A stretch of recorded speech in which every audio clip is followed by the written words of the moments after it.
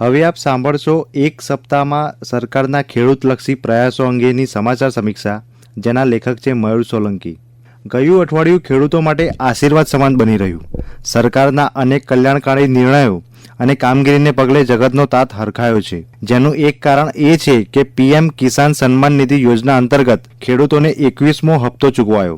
આ હપ્તાથી રાજ્યના 49,31,000થી વધુ ખેડૂતોને 986 કરોડ રૂપિયાની સહાય મળી. પ્રધાનમંત્રી નરેન્દ્ર મોદીએ તમિલનાડુથી 21મો હપ્તો જાહેર કરતા શું કહ્યું, आओ સાંભળીએ.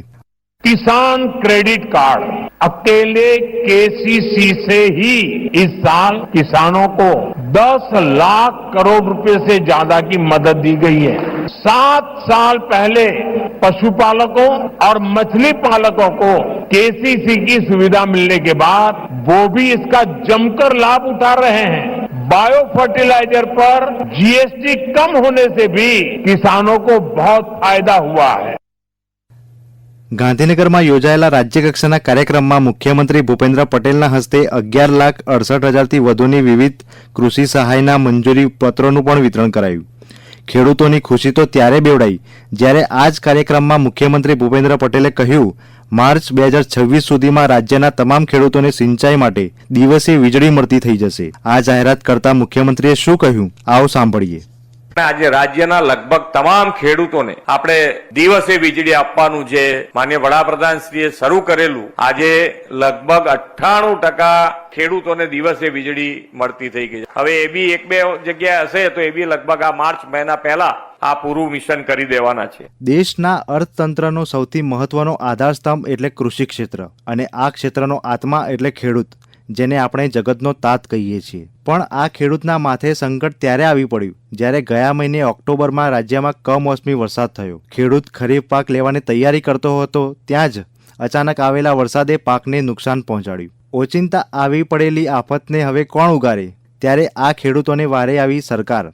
રાજ્ય સરકારે 10,000 કરોડ રૂપિયાના સહાય પેકેજ જાહેર કર્યું. આ સહાયનો લાભ મેળવવા ખેડૂતો હરખથી ઓનલાઈન અરજી કરી રહ્યા છે. આ વિશેષ સહાય પેકેજને ખેડૂતોએ આવકાર્યું. ત્યારે આવો સાંભળીએ શું કહે છે આ ખેડૂત. કપાસના પાકમાં માવઠાને કારણે જે નુકસાની થઈ છે એ બદલ સરકારે 10,000 કરોડનું પેકેજ બહાર પાડ્યું છે. 10,000 કરોડનું પેકેજ અમારે શિયાળુ પાકમાં બહુ સારી મદદરૂપ થઈ શકે એવું છે. એ બદલ અમે સરકારશ્રીનો ખૂબ ખૂબ આભાર માનીએ છીએ. આ પેકેજ બદલ અમે ખૂબ ખુશ છીએ. આ તો થઈ ખેડૂતોને વિશેષ સહાયની વાત, પણ બુધવારે યોજાયેલી રાજ્ય મંત્રીમંડળની બેઠકમાં વધુ એક ખેડૂતલક્ષી નિર્ણય લેવાયો. જીરુના વાવેતરને ધ્યાને લઈ અમદાવાદ, મહેસાણા, પાટણ, સુરેન્દ્રનગર, વાવથરાદ અને મોરબી જિલ્લાના ખેડૂતોને 8 કલાકની જગ્યાએ 10 કલાક વીજ પુરવઠો આપવાનું શરૂ કરાયું. ત્યારે આ નિર્ણયથી 58,000થી વધુ ખેડૂતોને લાભ થશે તેમ નાયબ મુખ્યમંત્રી હર્ષ સંઘવીએ જણાવ્યું. રવિ સિઝનમાં જીરાનું વાવેતર થયું હોય તેવા વિસ્તારમાં ખેડૂતોને પિયત માટે 20મી નવેમ્બર 2025 થી 8 કલાકના બદલે 10 કલાક વીજ પુરવઠો પૂરો પાડવામાં આવશે. 1,090 ગામોના 49,109 ખેતીવાડી ગ્રાહકોને આનો લાભ મળશે. વધુમાં દાહોદ અને ગરબાડા તાલુકાઓની પણ રવિ સિઝન માટે 8 કલાકને બદલે 12 કલાક વીજ પુરવઠો પૂરો પાડવામાં આવશે, જેના પરિણામે 191 ગામમાં 9758 ખેડૂતોને આનો સીધો લાભ મળશે. આ ઉપરાંત દાહોદ જિલ્લાના દાહોદ અને ગરબાડા તાલુકાઓમાં પણ રવિ સિઝન માટે 8 કલાકને બદલે 12 કલાક વીજ પુરવઠો આપવાનું આયોજન કરાયું.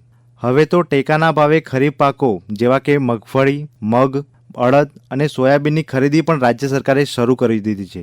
અત્યાર સુધીમાં રાજ્યના 70,000થી વધુ ખેડૂતો પાસેથી 1,177 કરોડ રૂપિયાથી વધુની કિંમતની કુલ 1,62,000 મેટ્રિક ટનથી વધુ મગફળીની ખરીદી કરવામાં આવી છે, જેના ચૂકવણા પણ ખેડૂતોના બેંક ખાતામાં જમા કરવાની કામગીરી શરૂ કરી દેવામાં આવી છે.